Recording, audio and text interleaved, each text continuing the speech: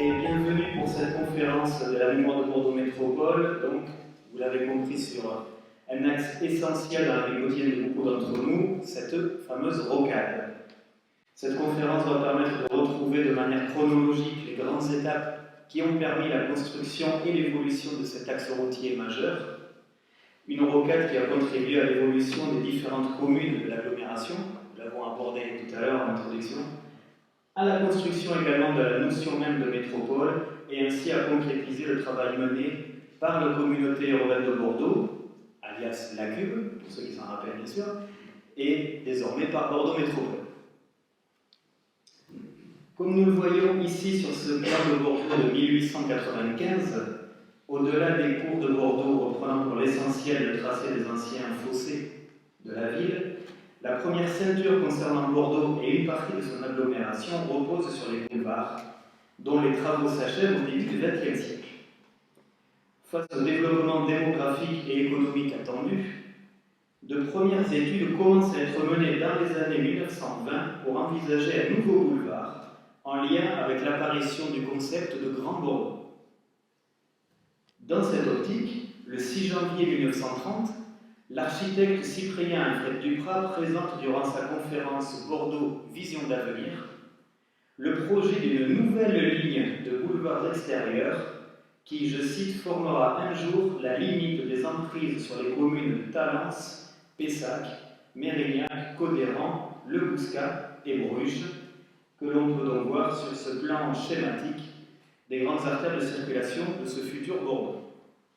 Son idée repose sur un axe partant du boulevard Jean-Jacques Bosque au sud jusqu'à la rive face à Lormont au nord, avec en complément pour relier la rive droite un pont dans la continuité du boulevard Jean-Jacques Bosque. Je vous rappelle, nous sommes en 1930. Une voie nouvelle au pied des collines et enfin un ferryboat à Lormont pour préserver le passage des navires. Le tout sur une largeur de 100 mètres avec des voies ombragées et décorées et à une distance d'environ 1,5 km des boulevards existants. Mais la présentation de cette idée, comme plusieurs autres, ne reçoit aucune autre forme d'engagement des autorités locales qu'une écoute polie. Puis, sous l'impulsion du maire Adrien Marquet, un syndicat intercommunal de l'agglomération bordelaise est instauré le 20 septembre 1932. Notamment pour favoriser des projets d'urbanisme global. Il regroupe 12 communes, c'est-à-dire Bordeaux, Bègles, Talence, Pessac, Mérignac, Codéran, Le Bouscat, Bruges, Bassens, Lormont, Senon et Florac. C'est dans ce cadre préfigurant de nouveau à Grand Bordeaux que des réflexions sont lancées pour réfléchir au bouleversement à venir dans les prochaines décennies, dont la circulation routière, avec la constitution d'un comité régional d'urbanisme en 1935. Dans un plan directeur imaginé en 1939 et approuvé par ce comité régional d'urbanisme le 26 décembre 1940, l'urbaniste de la ville de Bordeaux, Jacques de Wells, propose plusieurs voies et échangeurs constituant un axe de liaison entre les communes de l'agglomération, à distance cette fois respectable de la ville-centre. Les grandes lignes de ce plan sont présentées à la presse le 2 décembre 1941. La création du nouveau boulevard de ceinture contournant le périmètre du Grand Bordeaux, c'est son nom, est reprise dans le cadre de la loi d'urbanisme du 15 juin 1943 et reste toujours présent en 1946 dans une version légèrement réactualisée du plan d'urbanisme, Jacques de Wells ayant entre-temps été nommé commissaire à la reconstruction à la Libération. Une union des maires est relancée en 1948 par le nouveau député maire de Bordeaux, Jacques Chaban-Delmas, pour réfléchir à une cohésion permettant le développement économique de l'agglomération. Maire de ce nom, René Cassagne réclame par ailleurs le 29 juillet 1949, dans un papier publié par le Populaire Girondin, une véritable politique de l'agglomération, un plan d'ensemble, un développement harmonieux et la réalisation du Grand Bordeaux. L'idée du grand axe de contournement, incontournable pour pouvoir mener ces projets, redevient d'actualité dans les années 1950.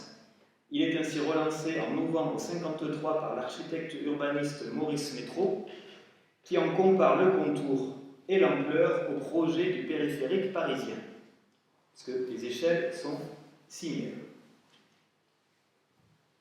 Ce nouvel axe reste intégré dans une nouvelle version réactualisée du plan d'urbanisme de l'agglomération, réalisée en 1957, toujours par Maurice Métro.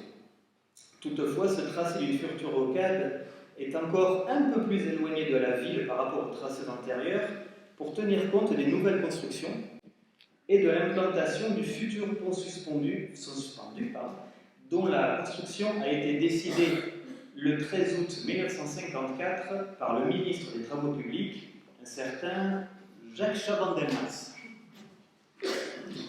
Ce nouveau boulevard est inscrit au niveau national dans le 3e plan de modernisation adopté en 1958. Face au développement attendu de l'activité économique et pour permettre de soulager la circulation dans le centre-ville, la création de nouveaux axes est en effet considérée nécessaire par l'État pour Bordeaux, comme pour Lyon, Marseille, Strasbourg et Lille. Ce plan de 1958 expose que ce nouveau type de voirie doit être sous la forme de voies de dégagement comportant les rocades nécessaires pour permettre au trafic de transit de contourner les agglomérations. Ce terme de rocade, initialement issu du vocabulaire militaire, est donc clairement inscrit dans le texte et il rentre rapidement dans le langage populaire des Bordelais pour représenter l'axe extérieur des travaux envisagés et ainsi créer une différence avec la voie des boulevards. Dès lors, ce plan d'urbanisme de l'agglomération est présenté aux différents maires concernés pour avis, déclenchant parfois des oppositions assez fortes, comme le 19 avril 1958, lors du conseil municipal de Bruges, où les élus demandent une révision du tracé car leur commune serait sectionnée en 2 zones. Finalement validé, ce nouveau plan d'urbanisme directeur de l'agglomération, publié par un arrêté ministériel le 8 septembre 1961, intègre le tracé de cette future rocade sur les 2 rives de la Garonne, avec rive droite un parcours par la vallée de la Jacotte avant un pont en aval de l'île d'Arcin. La volonté politique est clairement de dévier un trafic croissant pour préserver le centre-ville de Bordeaux. Mais les crédits se font attendre, une priorité étant donnée au franchissement de la Garonne et notamment à ce fameux pont suspendu dont la pose de la première pierre du chantier a eu lieu le 20 mai 1960 et dont les travaux se poursuivent, le viaduc et les 2 piles pouvant être observés sur cette vue aérienne prise au-dessus de Senon et Lormont. En 1962, Jean Royer, nouvel urbaniste conseil de la ville de Bordeaux, réalise une nouvelle version du plan d'urbanisme, intégrant les raccordements entre les boulevards, ce futur pont suspendu et la future rocade avec le même tracé, illustration d'une continuité de vue. D'ailleurs, comme l'expliquera un autre architecte urbaniste, Pierre Mathieu, dans un entretien accordé à la Mémoire de Bordeaux en décembre 1985, depuis 1957, tous les plans successifs et les maires ont réussi à tenir le coup et à ne pas repousser la rocade qui, en l'absence de décision d'utilité publique, aurait pu être décalée sur la simple volonté d'un maire. Ce plan intègre également le nouveau quartier au nord de la ville de Bordeaux, construit autour d'un lac artificiel que l'on voit également sur cette vue aérienne. Ce lac de 160 hectares aménagé sur d'anciens terrains marécageux doit permettre de lutter contre les inondations de grande ampleur qui touchent régulièrement Bordeaux. Et dans ce plan de 1962, comme nous le voyons sur cette illustration réalisée à l'époque par Sud-Ouest, la future rocade doit passer au nord de ce lac. C'est le grand tracé que vous voyez. Voilà. Au nord de ce lac et du bâtiment de la foire internationale qui en sera l'étendard, afin de le desservir au mieux. Le creusement du lac débute en novembre 1962 et la terre extraite va permettre de rehausser le niveau des terrains à aménager.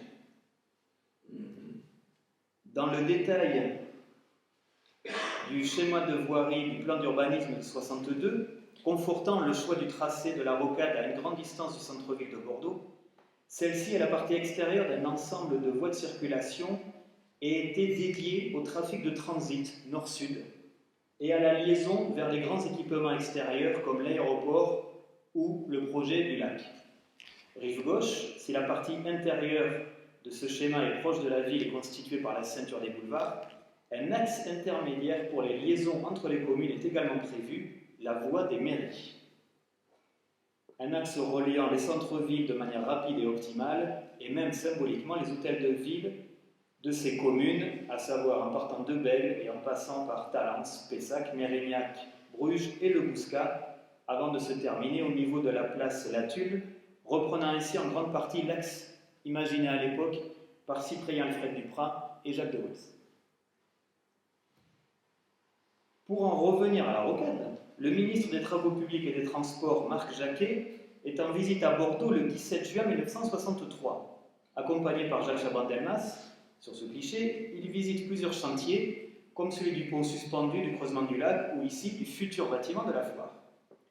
Mais ce déplacement est aussi le cadre d'une réunion de travail, d'où le maire de Bordeaux annonce que la grande rocade doublera les boulevards, avec le souhait d'une première section de 3 km comme point de départ, entre le pont et justement ce bâtiment de la foire. Et un courrier du ministère confirme 2 mois plus tard, le 18 août 63, la nécessité de la construction de cet axe. 63. Pendant que l'extraordinaire construction du pont suspendu se poursuit, avec bien entendu Lormont en toile de fond ici, des ingénieurs girondins réalisent en novembre 1963 2 rapports qui approuvent cet avant-projet de la rocade. Ces rapports sont validés définitivement, je dirais, en août 1964 par le service des autoroutes du ministère qui, toutefois changement majeur, n'évoque plus la section sur la rive droite. Contrairement à la volonté des élus locaux comme René Cassagne ou Philippe Madrel, le tracé imaginé pour la rive droite est considéré en effet comme trop éloigné de l'agglomération et de la ZUP, zone à urbaniser en priorité, qui est en cours de création, et se retrouve soumis à de nouvelles discussions, avec une piste évoquant le vallon à Floirac, pour arriver face au boulevard Jean-Jacques Bosc. Pourtant, le schéma général de circulation de la rive droite réalisé le 31 août 1965 précise que la future rocade s'intègre dans le nécessaire rééquilibrage à venir de l'agglomération bordelaise, en complément de la construction de cette ZUP, d'un site du CHU à Lormont, de parcs promenades ou encore de zones industrielles d'Artigues à Ambès. Ces rapports de 1964 intègrent également une autre modification majeure du tracé, cette fois sur la rive gauche. Alors que le creusement du lac artificiel est en voie d'achèvement, l'urbaniste en chef de Bordeaux, Jean-Baptiste Philippon, a imaginé une presqu'île au centre de ce lac pour permettre le passage de la future rocade qui, dans la continuité du pont suspendu, traverserait donc désormais le lac au lieu de le contourner. Afin de ne pas couper le lac, ce projet de presqu'île est ainsi complété par un pont pour rejoindre l'autre rive du lac. Mais cette rocade reste encore et toujours à l'état de projet. Lors d'une visite à Bordeaux le 19 décembre 1966, le ministre de l'Équipement Edgar Pisani rappelle que le principe de la rocade est reconnu sur le plan national, que son tracé définitif est choisi et qu'elle sera bien construite. Il est en outre confirmé que le premier tronçon de la rocade sera rallongé, parce que, pour rappel, nous parlions au départ d'un tronçon de 3 km, pour désormais avoir une distance d'un peu plus de 6 km, toujours au départ des ponts suspendus, mais désormais jusqu'à la route du Médoc. Si ce premier tronçon doit être réalisé avant 1970 et la rocade achevée dans les 10 ans, comme l'annonce le quotidien régional dans cet article, aucun déblocage de crédit n'est acté. En attendant la rocade, et après 7 années de travaux pharaoniques, le pont suspendu est inauguré le 6 mai 1967, en fin de matinée, par Jacques Chaban-Delmas, en compagnie du ministre de l'Équipement François-Xavier Artoli, du président de la CCI Yves Glotin, du président du conseiller général de la Gironde Raymond Brun, du préfet de Lomé, je vous passe les personnes que vous voyez là, ou encore de plusieurs maires de l'agglomération, dont Maurice Bello, maire de Lormont, lequel offre un verre de clairet de Quinsac aux autres officiels. L'accueil lormontais. À l'ouverture du pont d'Aquitaine, la rocade est donc encore et toujours un aménagement à venir, et c'est donc cette dernière qui va devoir se raccrocher au pont, et non l'inverse. Cette ouverture du pont fait suite à celle de la première portion autoroutière de l'agglomération bordelaise, dite autoroute nord de Bordeaux, et destinée à terme à rejoindre Paris. Ce ne sera le cas qu'en 1981, de manière complète. Cette autoroute de 6 km, entre Ambarès et Lormont, a été inaugurée le dimanche 15 janvier 1967 à 11h, sous l'autorité, là également, du préfet Gabriel Delaunay. Les automobilistes arrivant de l'autoroute et du pont sont invités à la fin du viaduc à tourner à gauche, on le voit ici, pour emprunter la nouvelle voie qui débouche sur la place Latulle afin de se rendre ensuite sur les boulevards. La circulation augmente ainsi considérablement sur les boulevards, permettant au trafic de transit toutefois d'éviter le pont de Pierre et le centre de Bordeaux. Et pendant ce temps, les travaux au niveau du lac se poursuivent. La présence du ministre François-Xavier Ortoli lors de l'inauguration du pont suspendu permet à Jacques Chaban-Delmas de l'interpeller sur la nécessité urgente de prolonger le pont avec la rocade avant de préciser lors du conseil municipal de Bordeaux du 28 juillet 1967 qu'il s'agit du début de la grande rocade qui aurait dû se faire il y a plusieurs années si nous avions été écoutés, mais nous ne l'avons pas été. Et maintenant que le deuxième nouveau pont est en service, on s'aperçoit que nos prévisions étaient les bonnes. Deuxième nouveau pont, puisque quelques années plus tôt, il y a eu le pont Saint-Jean. Ce pont suspendu voit passer beaucoup de voitures et va en voir passer de plus en plus, et cette rocade constitue une nécessité vitale pour la circulation autour de Bordeaux. Alors que les financements de l'État pour la rocade sont finalement accordés à la rentrée 1967, la communauté urbaine de Bordeaux est de son côté officiellement mise en place le 1er janvier 1968, après une première réunion du Conseil de Cube en décembre 1967. Jacques Chaban-Delmas en devient le premier président, avec à ses côtés Robert Mancier comme secrétaire général. Dans cette France des Trente Glorieuses, la mise en place d'une structuration plus globale et visible pour accompagner l'urbanisation du pays et sa croissance économique était devenue nécessaire. Et c'est une loi du 31 décembre 1966 qui a instauré la création de 4 communautés urbaines à Lille, Strasbourg, Lyon et donc Bordeaux. Le périmètre de cette cube repose sur l'intégration de 27 communes de l'agglomération et ses missions sont multiples, dont en ce qui nous concerne ce soir, le développement économique, l'urbanisme, les transports urbains ou la voirie. En parallèle des engagements inscrits par l'État au plan de modernisation et d'équipement de l'agglomération bordelaise, la CUB vote le 8 juillet 1968 le financement complémentaire de plusieurs lignes de crédit portant sur la rocade périphérique dans son ensemble et sur des aménagements complémentaires qui doivent relier la rocade à la ville, c'est-à-dire les pénétrantes. Puis, l'existence de la rocade est enfin entérinée avec une déclaration d'utilité publique que vous voyez ici, en date du 26 juillet 1968, publiée 2 jours plus tard au journal officiel. Celle-ci mentionne l'axe routier comme étant l'autoroute dite rocade périphérique de l'agglomération bordelaise et couvre immédiatement l'ensemble du tracé entre le pont d'Aquitaine et Bègles, concernant donc directement plusieurs villes sur la rive gauche de la nouvelle cube. Lors de l'enquête publique, il faut savoir que seulement 5 observations sont inscrites dans les registres, et ce pour se plaindre du prix d'achat des terrains par les pouvoirs publics. En octobre 1968, la rocade de Bordeaux est donc intégrée par le ministère de l'Équipement dans la liste des nouvelles voies rapides, des autoroutes à accès limité assimilées à des autoroutes de proximité. Cette classification implique l'accès par des entrées spécifiques, et non tout du long, ou encore l'interdiction à certains véhicules. Si la rocade est officiellement lancée, l'axe intermédiaire de la voie des mairies continue de susciter des discussions et se retrouve même rejeté par le conseil municipal du Bouscat le 23 juin 1960 des nuisances sonores projetées.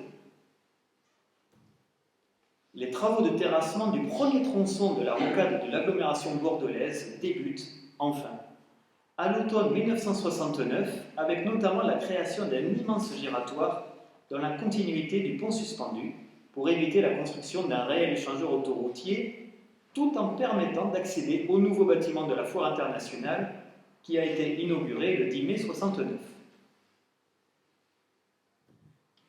Ces travaux de la presqu'île du lac et du pont de la future rocade, s'inscrivant dans la continuité de cette presqu'île, débutent en 1970, plus précisément en mars 1971 pour le pont, et s'achèvent en mai 1972, alors que les travaux de la voirie plus classique sont également bien avancés. Le chantier de cette rocade propulse d'ailleurs les travaux de voirie comme le premier poste de dépense du budget de la Cube en 1970. En parallèle, de nouveaux crédits sont alloués par l'État en 1971 dans le cadre du 6e plan de modernisation et d'équipement, sans permettre de réaliser la rocade sur les deux rives, car la continuité sur la rive gauche est priorisée par le groupe d'études et de programmation regroupant les ingénieurs en charge du dossier, comme cela est répondu par courrier le 7 juin 1972 au député Philippe Madrelle qui s'était plaint. Sur la rive gauche, la rocade s'inscrit en effet dans le schéma devant permettre le développement de la côte atlantique, du port du Verdon et de l'aéroport. Portant le nom d'autoroute A62 et d'une longueur de 6,250 km, le premier tronçon de la rocade entre Bordeaux et Bruges passe donc par le lac grâce à cette presqu'île et à ce pont, traverse Bruges par une chaussée d'une seule voie de circulation dans chaque sens. L'inauguration se déroule le 22 juillet 1972, en présence bien sûr de Jacques Chaban-Delmas, dont il s'agit d'ailleurs de la première sortie officielle après sa démission de son poste de Premier ministre 2 semaines auparavant. Devant les caméras de l'ORTF, il considère que cette inauguration est une victoire dans la mesure où nous avons dû vaincre beaucoup d'obstacles, les franchir. C'est une affaire de doctrine, presque une guerre de religion, car il y avait toute une tendance disant que cette rocade n'était pas un élément aussi important, aussi utile que nous le prétendions.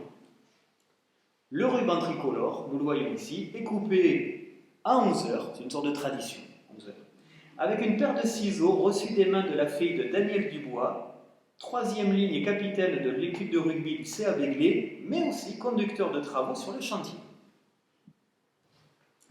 Cette inauguration a été perturbée par l'apparition d'un fiacre hippomobile sur la chaussée, rapidement exfiltré par la maréchaussée, puis, quelques minutes plus tard, la rocade est ouverte à la circulation et permet de relier la route du Médoc au pont suspendu. Mais c'est ironiquement cette vision inattendue qui sera à la une du quotidien régional le lendemain de l'inauguration de la rocade. Dès son ouverture, cette rocade alimente de nombreuses discussions. Dans son édition du 17 novembre 1972, Sud-Ouest présente ainsi une grande enquête sur les perspectives pour l'avenir de Bordeaux. Concernant la rocade, cet article dresse le constat qu'il sera à terme plus facile d'éviter Bordeaux que d'y rentrer, puis envisage le long de son tracé une poussée urbanistique et une spéculation foncière que l'on ne pourra peut-être maîtriser que lorsqu'il sera trop tard. Après cette ouverture partielle, le reste de la rocade est divisé en 4 autres portions, inscrites comme telles dans les opérations du 6e plan d'équipement de l'agglomération bordelaise, et qui correspondent à autant de travaux et d'échéances permettant d'aboutir à terme à l'ouverture complète de la rocade sur la rive gauche, avec une perspective annoncée pour 1977 en fonction de la validation des crédits théoriquement alloués. Les plans des extensions sont ainsi relayés dans la presse, que ce soit dans la continuité du tronçon inaugural, je le vois ici avec les petits pointillés, ou à l'opposé de l'agglomération du côté de Bègle. Mais certains doutent rapidement du respect du calendrier, à l'image du journaliste Jacques Sylvain, qui, dans un article de Sud-Ouest du 2 février 1974, explique que, comme le montre le monstre du Loch Ness, la rocade de l'agglomération ressurgit de temps à autre à la surface de l'actualité, mais à la différence de la mystérieuse bête écossaise, elle devient, bon an mal an, une réalité.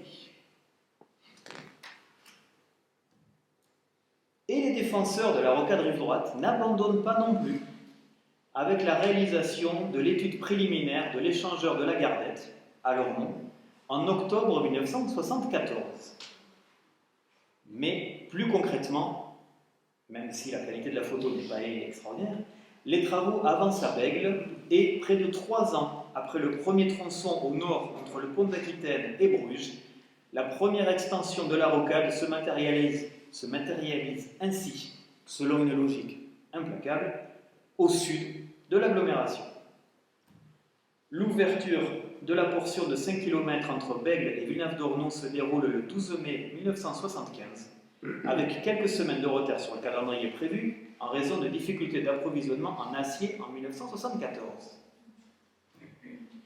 Devenu impératif, ce tronçon avec 2 chaussées, cette fois, dans chaque sens, permet de se connecter avec la nouvelle autoroute qui doit à terme relier Toulouse. Nous voyons ici une carte de la fin de cette année 75, présentant le tracé de l'extension de cette autoroute sur la section entre Laprade et Langon, avec plus au nord la présence des 2 tronçons désormais ouverts de la rocade.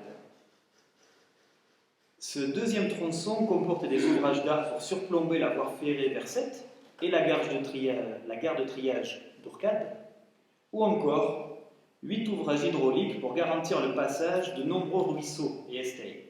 Un terrain marécageux qui a entraîné la nécessité d'apporter 1,6 million de mètres cubes de remblai.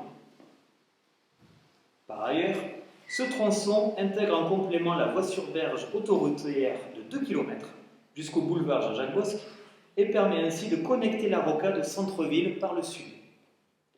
Cette voie sur berge autoroutière, dont le document de présentation précise que les pieux sont renforcés afin de résister au choc d'une pinch, est inaugurée le même jour avec ce superbe défilé de véhicules officiels. L'ouverture de ce deuxième tronçon s'accompagne également des travaux d'une nouvelle zone industrielle autour de Tertifume, selon le modèle d'implantation économique Joustan la Rocade mis en place à Bruges. Car les travaux liés à la rocade ne concernent pas que la création de cette nouvelle voirie ou des axes directement reliés. L'impact est beaucoup plus large et renforce cette notion d'agglomération. Ainsi, d'importants travaux d'assainissement accompagnent chaque phase de chantier de la rocade pour permettre un meilleur drainage et l'installation de collecteurs, facilitant l'écoulement des eaux. Nous voyons ici la construction du collecteur conçu pour canaliser les eaux du lac et en déverser le trop-plein dans la Jalère, avant d'être recouvert par la rocade. Ces lourds travaux s'inscrivent dans la volonté clairement affirmée d'éviter, une nouvelle fois, de nouvelles terribles inondations dans Bordeaux et son agglomération. D'autre part, le réseau de transport en commun de l'agglomération, fruit d'une convention signée par la CUB le 20 avril 1971, utilise également la rocade, avec la ligne 29 qui relie le quartier Génicard de Lormont à la place des Quinconces via le pont d'Aquitaine, comme nous le voyons sur ce plan du milieu des années 70. Pendant ce temps, du côté de Villeneuve-d'Ornon, après de longs mois de travaux de terrassement, ceci s'achève fin 1975 et la chaussée est réalisée dans le courant de l'année 1976. Il en est de même à proximité du campus universitaire. Un nouveau tronçon permet alors la poursuite de l'ouverture progressive de la rocade le 29 juin 1977, avec la portion entre Villeneuve-d'Ornon et la limite entre Gradignan et Pessac, ou pour être plus précis, entre le pont de la Maille et la Cravette. Cela permet un embranchement vers les axes à destination du bassin, des Landes et donc de l'Espagne, avec l'ouverture le même jour de l'autoroute A63 jusqu'à Cesses. Après avoir été interpellé sur les retards de calendrier, répondant dans un discours d'inauguration où les faits se mélangent à l'ironie, le préfet Paul Masson précise qu'il y a toujours un décalage entre les programmes et les réalisations, entre le désir et la réalité. Car, contrairement au souhait, la rocade n'est donc pas encore bouclée en 1977, et cette carte, observée par le préfet Delaunay le 16 mai 1977, reste purement théorique. Le nouveau schéma du réseau routier de l'agglomération présenté cette année-là propose de manière détaillée l'emplacement des portions manquantes rive gauche sur la base des tracés validés depuis plusieurs années. Rendu public, ce schéma entraîne à Aisines et à Pessac, dont nous voyons ici le détail des zones concernées, la création d'un groupement de défense des riverains de la rocade, regroupant 28 associations de copropriétaires et de résidents, avec une première réunion en juin 1977. Ceci s'oppose à la DDE, qui se réfugie derrière la déclaration d'utilité publique de la rocade de juillet 68. En effet, la majorité des permis de construire des habitations de ces propriétaires désignés de Pessac sont postérieurs à cette date. Et pour la DDE, certains promoteurs ont même utilisé la rocade comme argument de vente pour construire leur lotissement qu'ont d'autres jeté un voile pudique sur le sujet. Ce schéma de 1977 précise également de nouveau un potentiel tracé de rocade sur la rive droite. De nouveau par la vallée de la Jacotte pour éviter le centre de Florac avant toutefois de se terminer en cul-de-sac. L'emplacement du futur pont au sud n'étant pas vraiment tranché. S'y opposent en effet deux possibilités. Le vieux projet du pont au niveau du boulevard Jean-Jacques Bosque, redevenu d'actualité, ou un pont plus en amont au niveau de l'île d'Arsin. La première option, le boulevard, pose le problème de créer une portion de la rocade dans une zone industrialisée à Florac.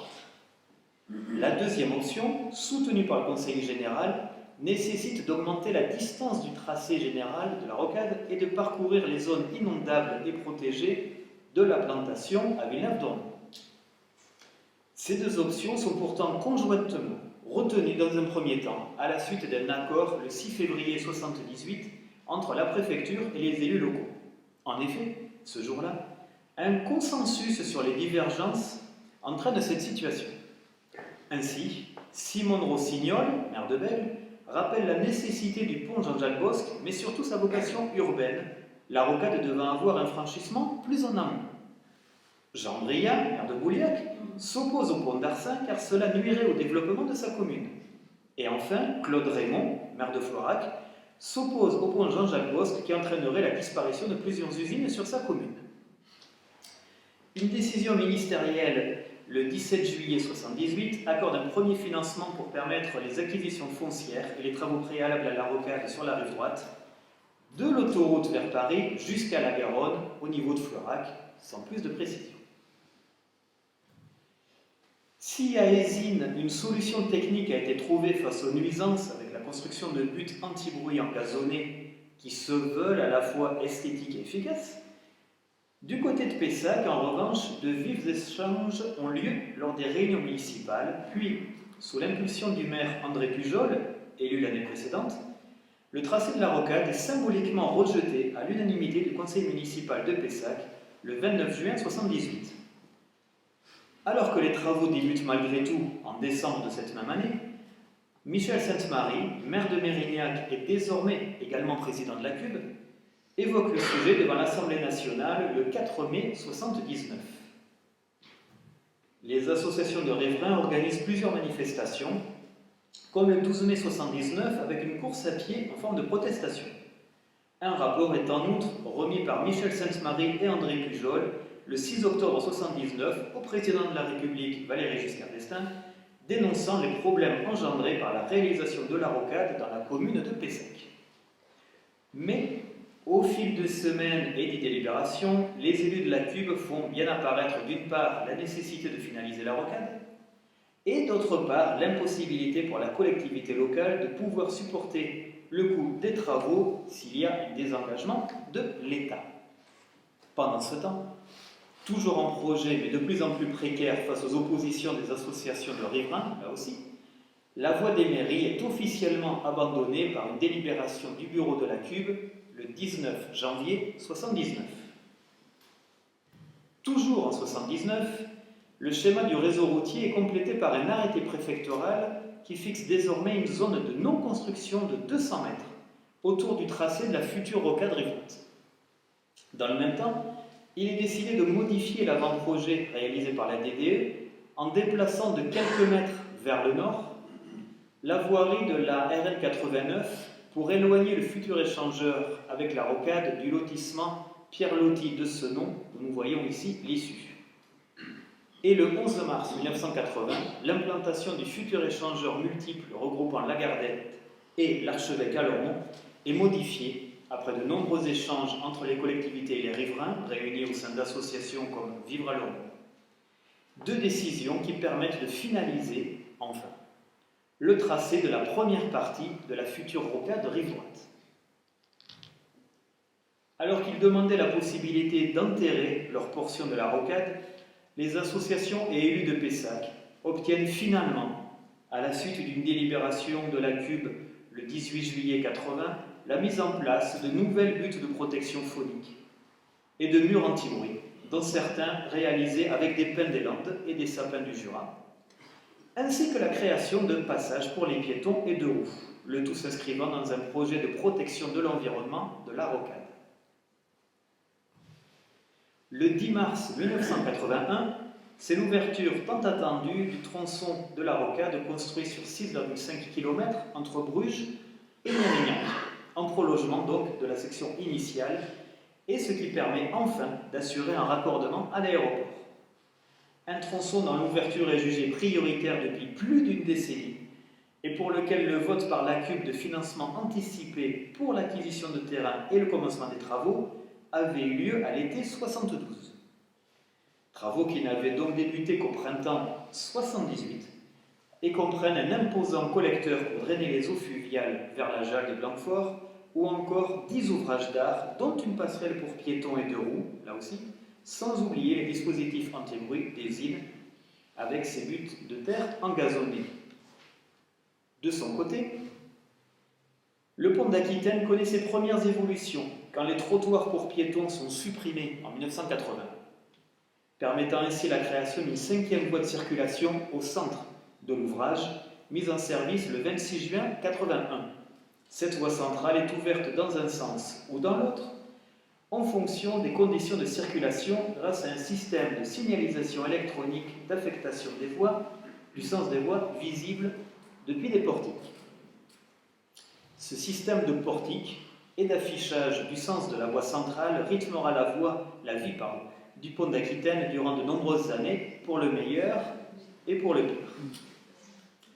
En attendant, une réunion se tient à la CUB le 26 octobre 1981 à la demande de Pierre Garmendia, député de la rive droite et véritable défenseur de la nécessité de la rocade de ce côté-là de la Garonne. Il en ressort la décision de créer un nouvel échangeur en amont de la rocade sur l'autoroute à Lys, à hauteur de Sainte-Eulalie, de terminer au plus vite les aménagements de la pénétrante Est dans la côte de Montrepos en perspective d'un terminus partiel de la future rocade rive droite, un calendrier pour cette portion avec un démarrage des travaux pour 1984, et enfin une volonté penchant de plus en plus vers un pont au niveau de l'île d'Arcin. Et c'est le 7 avril 1982 que l'ultime tronçon de 7 km de la rocade rive gauche est ouvert à la circulation entre Mérignac et Gradignan. Il faut noter que l'opposition des riverains a été très faible à Mérignac, puisque la mairie avait classé le périmètre autour du tracé en zone industrielle dès 1965. Barreau d'honneur de la forte opposition des habitants de Pessac, devenus riverains de la rocade, leur lutte, intense bien que partiellement vaine, est symbolisée le jour de l'ouverture par une banderole « Ici meurt la qualité de la vie » et la présence de 9 mannequins pendus à un pont au-dessus de la rocade. Ce dernier tronçon ouvre d'ailleurs sans inauguration officielle ni ruban tricolore, et ces contestations représentent une véritable révolution, avec une réelle opposition aux nuisances sonores et la première grande mobilisation de citoyens face à la rocade. En avril 1982, près de 10 ans après son ouverture, la rocade est donc complète sur la rive gauche de l'agglomération avec ses 32,2 km et elle change de numérotation en devenant la 630.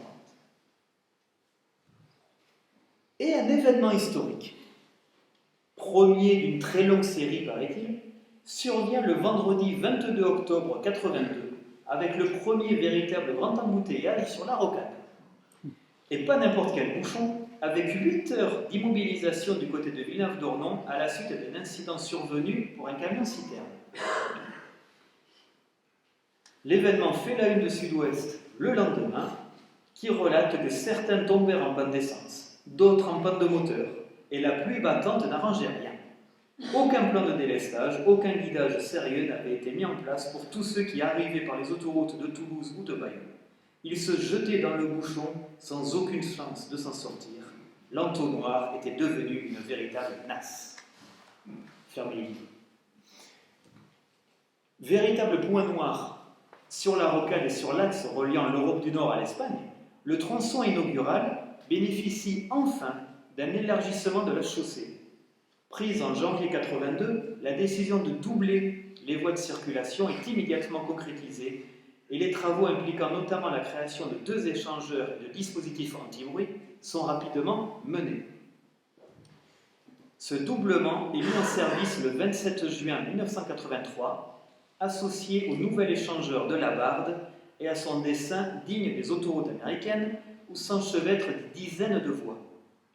Il permet de relier la zone du lac, la rocade et le centre-ville de Bordeaux. Surtout, les usagers du pont d'Aquitaine bénéficient désormais d'un axe dans la continuité directe pour relier la rocade sans avoir à passer par ce grand giratoire inadapté dont les voies sont réaménagées pour être intégrées à la nouvelle piste cyclable réalisée entre Bordeaux et la Camée. Concernant le dossier du pont au sud de la rocade, les prises de position se multiplient sur de potentielles implantations, toujours entre le prolongement du boulevard Jean-Jacques Bosc, mais avec 2 options au niveau de l'île d'Arsin, en amont ou en aval de cette île. Si le maire de Lormont, Maurice Bello, s'est clairement positionné depuis 1980 en faveur d'un pont au nord de l'île d'Arsin, Simone Rossignol précise son optique au nom de la commune de Bègles et affirme en novembre 82 vouloir 2 ponts.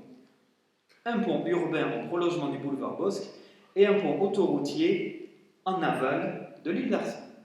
Redevenu président de la CUB en mars 83 et sommé de prendre une position par un courrier du préfet le 26 mai 83, Jacques Chaban-Delmas se prononce en faveur du pont Jean-Jacques Bosc. Mais la commission de voirie de la CUB se positionne le 18 juillet de cette même année 83 en faveur du pont d'Arsin en aval de l'île. Et ce tout d'abord face au risque de confusion entre les différents schémas de circulation d'un pont à l'usage mixte au débouché des boulevards et d'autre part en raison du caractère excentré d'un pont au sud de l'île, donc en amont. L'idée de ce pont au nord de l'île d'Arsin permettant de finaliser la rocade grâce à un ouvrage présentant la particularité d'être en biais face au cours de la Garonne est votée par le Conseil de CUB le 22 juillet 1983, d'où nous voyons ici le procès-verbal. Ce qui permet au pont au sud de la rocade de correspondre au tracé initial de 1957, après tant d'années de débat. Considéré comme le 4e pont routier de Bordeaux, ce futur ouvrage est en réalité le premier véritable pont de l'agglomération, puisqu'il doit relier Bègles à Florac. Le tracé de la rocade entre Florac et Lormont est déclaré d'utilité publique le 14 octobre 1983 et les travaux débutent le 15 octobre 1985 avec un soutien financier supplémentaire de l'État annoncé par le président François Mitterrand lors de sa visite à Bordeaux le 12 octobre 1984. De très lourds chantiers de terrassement sont entrepris pour enterrer au maximum le trafic afin de minimiser les nuisances sonores avec une implantation de la chaussée jusqu'à 3 mètres en dessous du niveau du terrain initial. Tous ces travaux sont parfois difficilement vécus par la population locale. Le journal de la municipalité et Actualité lormontaise s'en fait l'écho en précisant dans son numéro de décembre 86 que l'on ne crée pas une cicatrice aussi profonde que celle de la rocade va creuser dans la glèbe lormontaise sans gêne passagère, sans problème quotidien provisoire. Il faut dire que les chantiers majeurs ne manquent pas entre Lormont et Senon, avec un ouvrage hydraulique, plusieurs ponts au-dessus de la Nationale 10 et de la route d'Ibrac, l'impact sur la voie ferrée Bordeaux-Nantes au niveau de l'Archevêque, le nouveau franchissement au début de la N89 vers Libourne, qui est mis en service le 9 janvier 1987, ou encore la création d'un grand échangeur avec l'autoroute au niveau de la Gardette, le tablier de l'ouvrage d'art enjambant l'autoroute pour la connecter à la future rocade étant posé en mars 88. Du côté de Florac, les travaux s'activent également avec la construction de la pénétrante qui double la voie de non-repos afin d'offrir un débouché au terminus provisoire de la rocade et qui comporte également la construction d'un ouvrage d'art au niveau de la côte de Caumont. Contrairement à la rive gauche et face à l'accroissement de la circulation, cette nouvelle section de la rocade offre 3 voies de circulation dans chaque sens dès le départ. En parallèle de la finalisation des travaux, l'année 89 est également marquée par le renforcement du dispositif de surveillance de la circulation autour du pont d'Aquitaine. Le trafic est ainsi surveillé depuis le PC des CRS à Lormont, avec 12 puis 20 caméras à compter de l'automne 89, auquel est couplé un dispositif de panneaux d'information pour les usagers, relayant des messages de cargo blanc jusqu'au lac. Ainsi, l'essor économique n'est pas à négliger, avec le 12 juin 89, au Château Palmer, l'Assemblée générale constitutive de l'association Hauts-de-Garonne Développement, qui, principalement centrée sur Senon, Florac et Lormont, mais regroupant 12 communes de la rive droite plus ou moins directement connectées à la rocade, souhaite faciliter l'implantation de PME, PMI et de bureaux sur 6 sites prédéterminés. Ainsi, avec le nouvel échangeur de la Gardette comme point de départ, l'on voit ici, la première partie de la rocade rive droite est finalement ouverte le 10 octobre 1989 entre Lormont et la côte de Montrepos, soit 4,890 km, en présence du ministre de l'Équipement, du Logement, des Transports et de la Mer, Michel Delepare.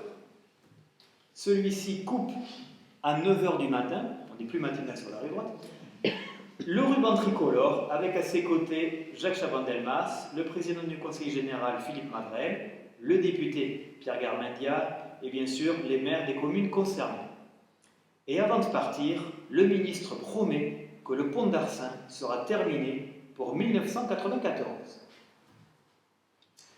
Alors qu'à Florac, ce panneau offre un mélange de frustration et d'optimisme aux automobilistes, certains chantiers directement à la rocade se mettent également en place, comme la suppression de l'autopont des 4 pavillons qui était en service depuis 1971.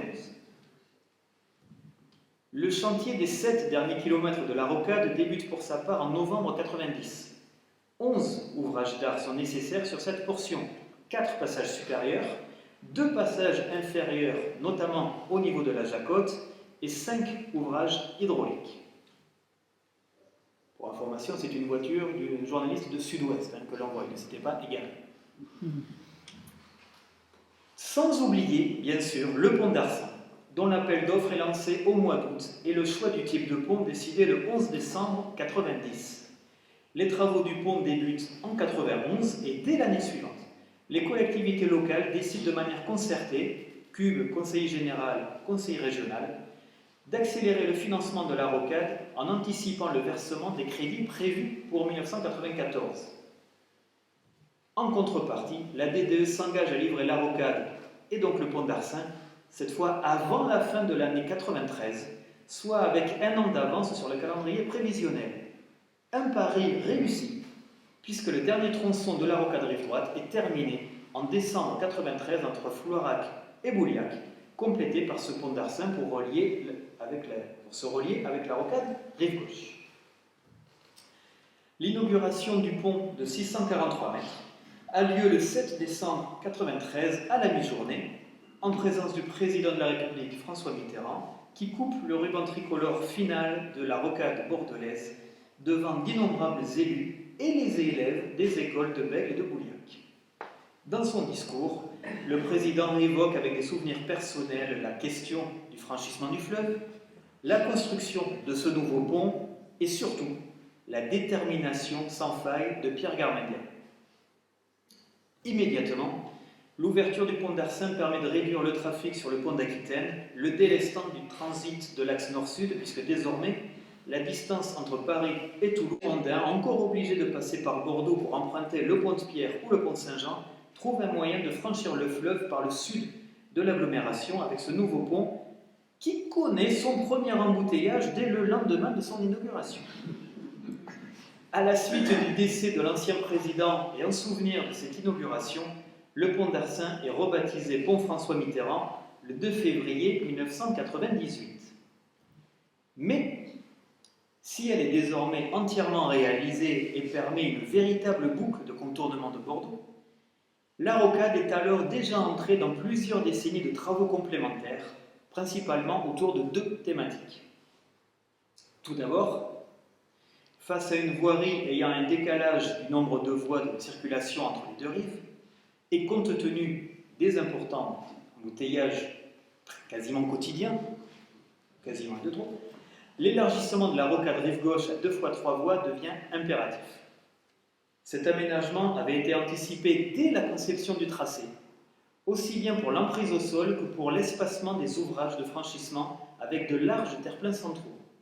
Là encore, la notion de tronçon s'impose, principalement pour des raisons budgétaires.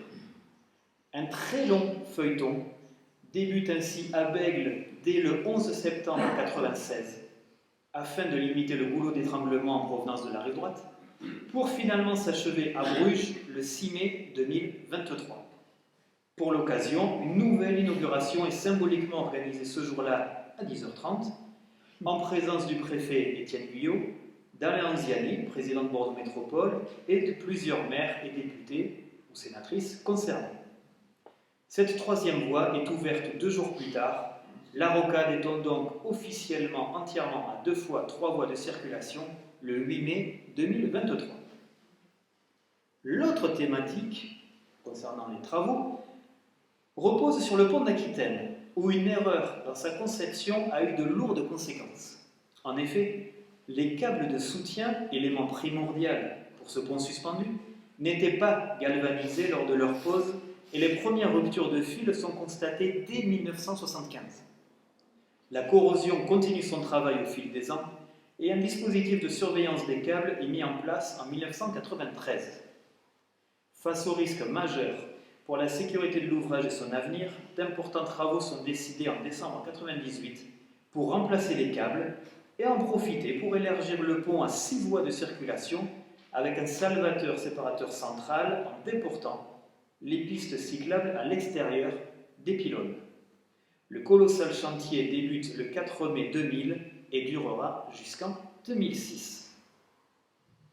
N'oublions pas non plus d'autres évolutions, comme le passage de la rocade à une vitesse maximale de 90 km/h en juin 2007, ou la mise en place en septembre 2009 du système Aliénor pour indiquer aux automobilistes l'estimation en temps réel de leur temps de parcours grâce à 93 stations de comptage et 71 caméras. Un système sous le contrôle du Centre d'ingénierie et de gestion du trafic, installé à Lormont, aux abords immédiats du château du Prince-Noir. D'un point de vue administratif, je dirais, si la rocade rive gauche possède depuis l'origine une numérotation autoroutière, à 630, la rocade rive droite n'a pas ce statut autoroutier et obtient la numérotation nationale 230.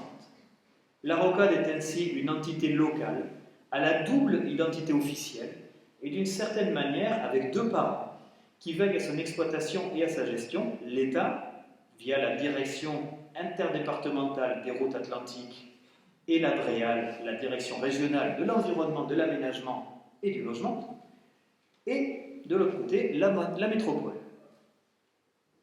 Cette rocade, imaginée donc dans l'entre-deux-guerres, concrétisée dans les années 50, lancée à la fin des années 60, ouverte dans les années 70 et achevée dans les années 90, en se reposant parfois sur de véritables défis techniques ou technologiques, s'est ainsi constituée en parallèle de la montée en charge du Grand Bordeaux, devenue l'agglomération bordelaise, avec pour finir l'essor de cette communauté urbaine, puis la métropolisation.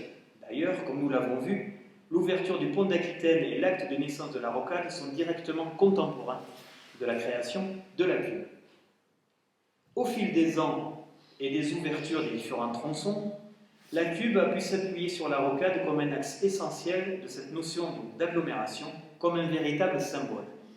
L'urbanisation de la zone entourant la rocade, à cause de lotissements et de nouveaux quartiers, a été une étape décisive à partir des années 70 qui se concrétise sur le plan démographique, l'agglomération passant de 554 000 habitants en 1968 à 819 000 en 2020.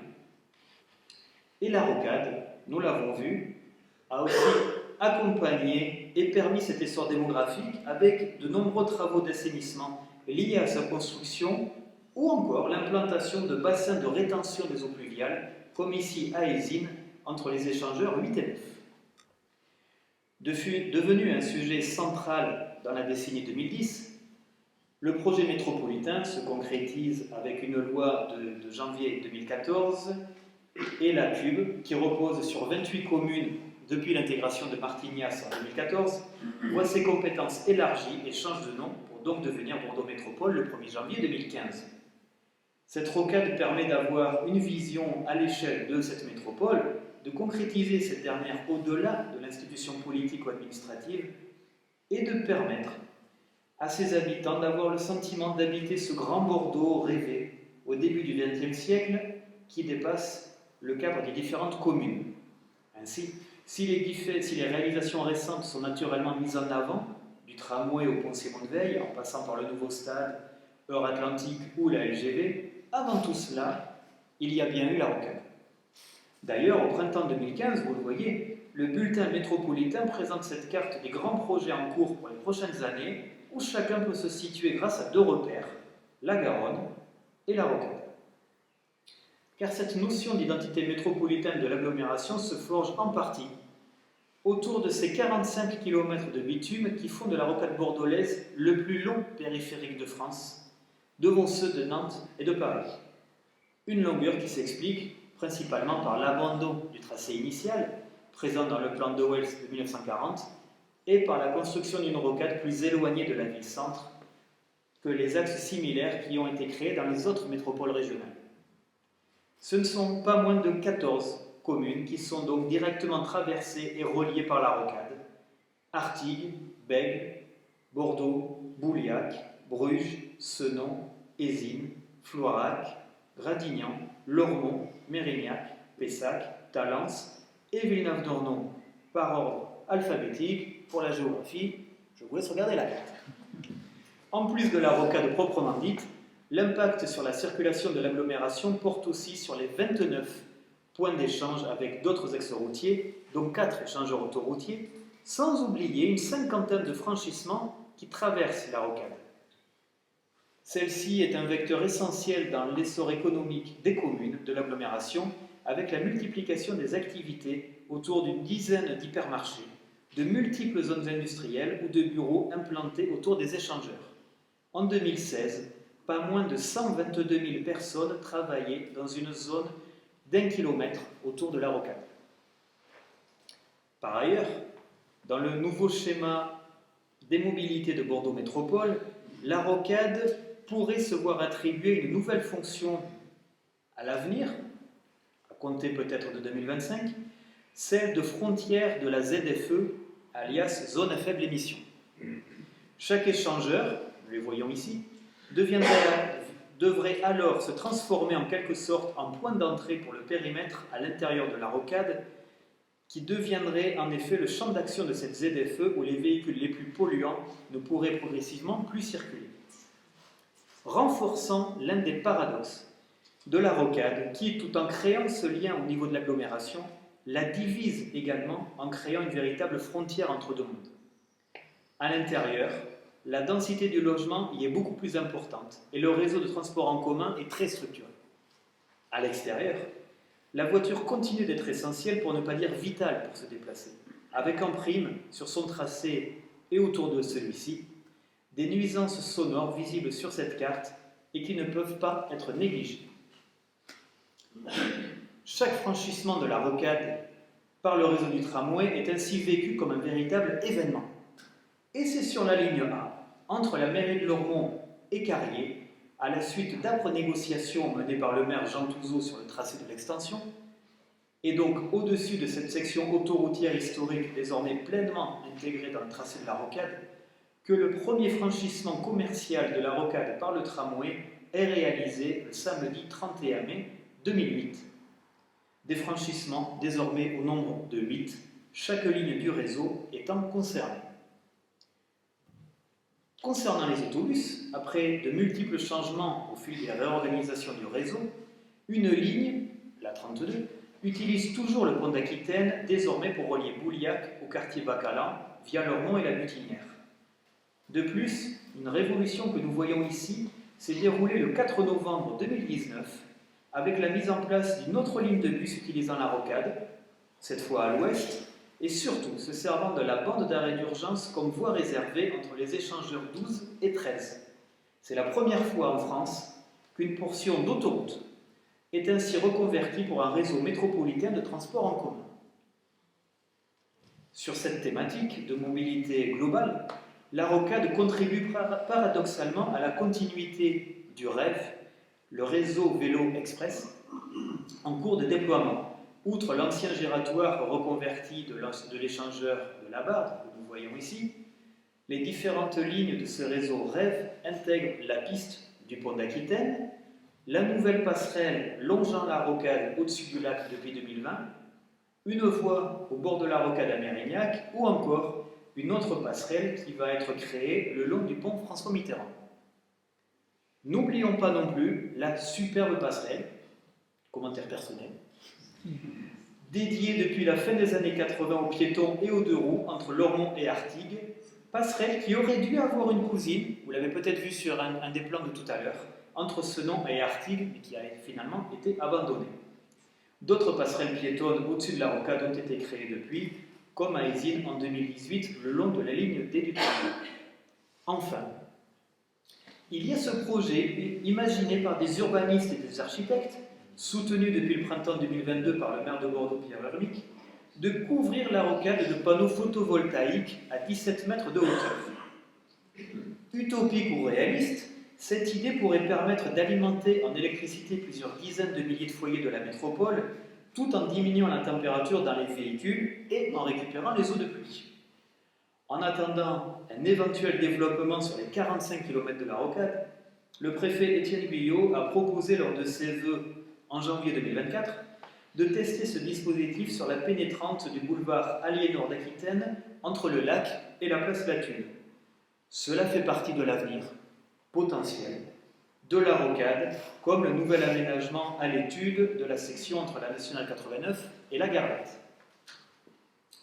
Pour conclure cette histoire de la rocade, je reviens sur la très intéressante exposition organisée à l'automne 2016 par l'agence d'urbanisme AURBA. Entre bilan et perspective, le directeur général de l'AURBA, Jean-Marc Hoffner, y précisait que l'objectif initial de la rocade est dépassé. Elle devait détourner le trafic de transit vers la campagne. Ce n'est plus aujourd'hui la campagne et ce n'est plus du trafic de transit. Les études menées par AURBA confirment en effet que la majorité des déplacements quotidiens recensés, environ les 2/3 même, sont le fait d'habitants de la métropole, signe d'une appropriation totale de cet axe routier au quotidien. Plus qu'un simple axe routier, justement, au-delà des embouteillages quotidiens, la rocade est donc un équipement métropolitain majeur pour organiser les flux de cette agglomération qu'elle a contribué à structurer, et ainsi permettre de desservir d'innombrables bassins d'emploi, d'études, de consommation ou tout simplement de vie, afin de constituer une véritable artère névralgique de cette métropole pour son existence et son évolution. Je vous remercie pour votre écoute et votre attention, et avant de vous laisser la parole, je tenais à remercier pour leur aide Geneviève Caillabé, ici présente avec son appareil photo, et à travers elle le personnel de la Mémoire de Bordeaux Métropole, Anne-Sophie Marchetto, documentaliste chargée de la valorisation des archives du quotidien Sud-Ouest, et Alexandra Corsin, qui n'a pas pu être là ce soir, responsable des archives municipales de Lormont. Merci beaucoup.